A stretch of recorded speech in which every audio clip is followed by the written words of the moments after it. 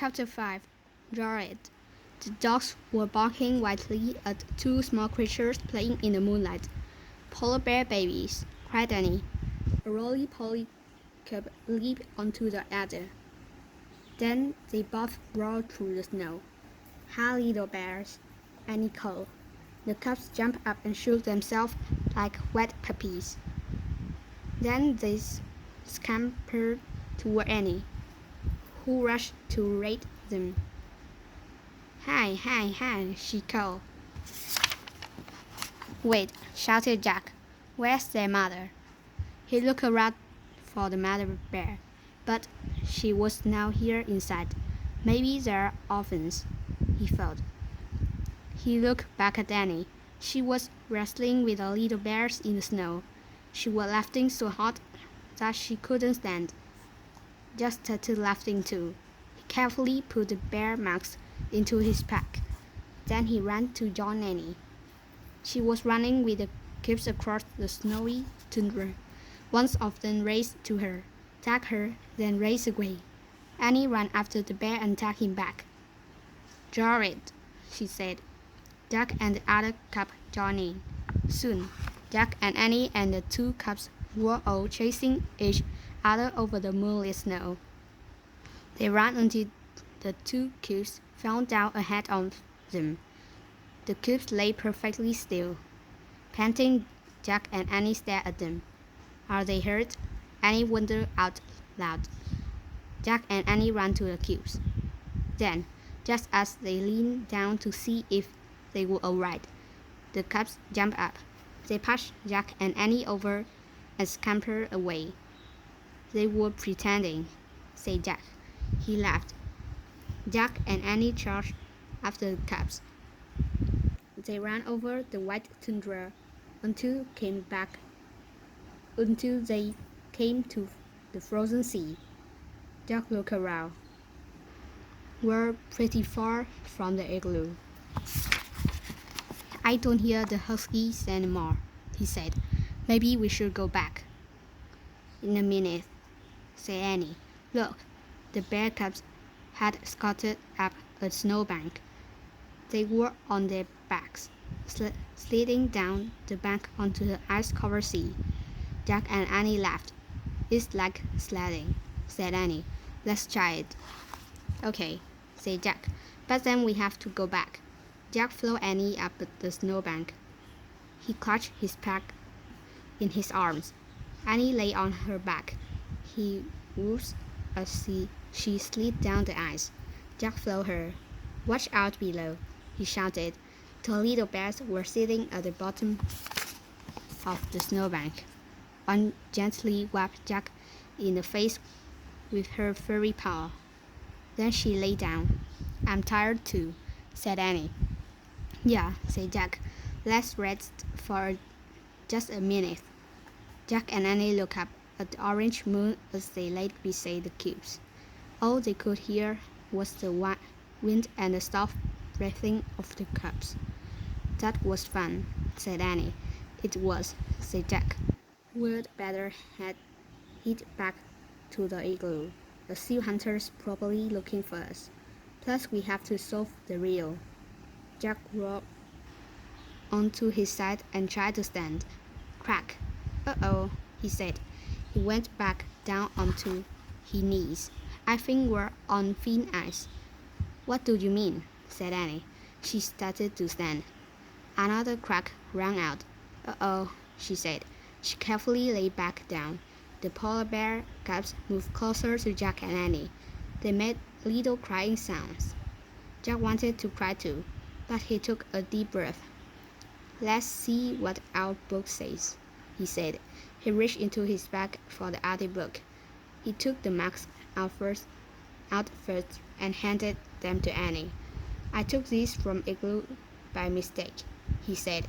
As he started reach for his Arctic book, he heard the loudest crack of all. Crack! "We're not even moving, and the ice is cracking," said Annie. Just then, there was a new sound, a low starting sound. It came from the top of the snowbank, about 50 feet away. Jack looked up. Staring down at them was a giant polar bear. "The polar bear mother," whispered Annie. Chapter 6.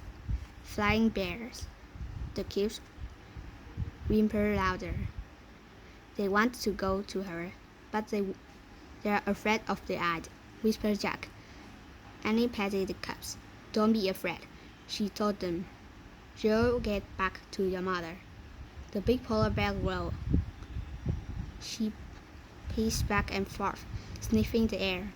Annie kept patting the two cubes and whispering to them. Jack looked in the book for anything that might help. Finally, he found something. Even though a female polar bear can weigh as much as 750 pounds, she can walk on ice too thin to hold a person by balancing her weight and sliding her paws over the ice. "Oh man, that's incredible," whispered Jack. He watched the mother polar bear walk down the snowbank. On the large, silent feet, she crept about at the edge of the frozen sea.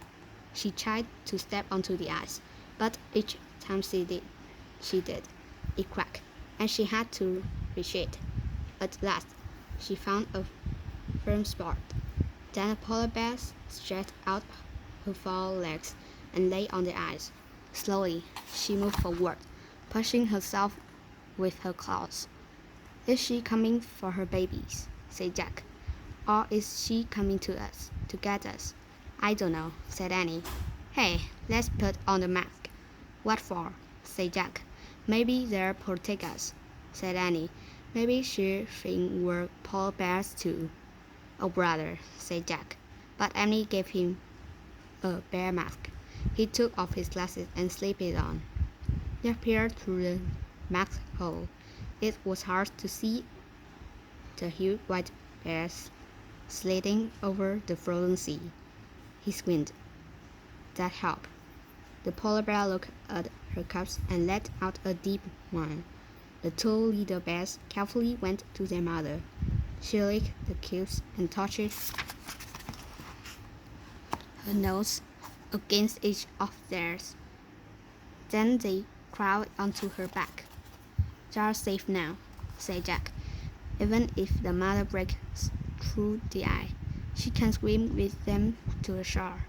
"Yeah, I just wish she wouldn't leave us behind," said Annie. The mother bear slowly turned her body around. Then she pushed off with her hind legs. With her cubs on her back, she began sliding away. "Let's try moving like her," Annie said. "But we could break through and freeze to death," said Jack. "If we just stay here, we'll freeze too," said Annie. "Remember, the seal hunter said his people had learned from the polar bears." Jack took a deep breath. "Okay," he said. "Let's try it." He lay on his stomach. He spread out his arms and legs. Then he copied the bear. He pressed his mittens against the ice and pushed off, sliding his feet. Amazingly, there was no cracking sound. "Brr," he roared, and he pushed off again. Jack heard Annie sliding behind him. He kept going. He pushed and slid. He pushed again and slid again. He made the movements over and over until something happened. He didn't feel like a boy anymore. He felt like a polar bear. Then he felt something even stranger. He felt like a flying polar bear. Jack swelled as long as if his arms and legs were giant wings, and the moonlit sea ice were a glassy sky. He remembered what the seal hunter had said. Polar bears can fly.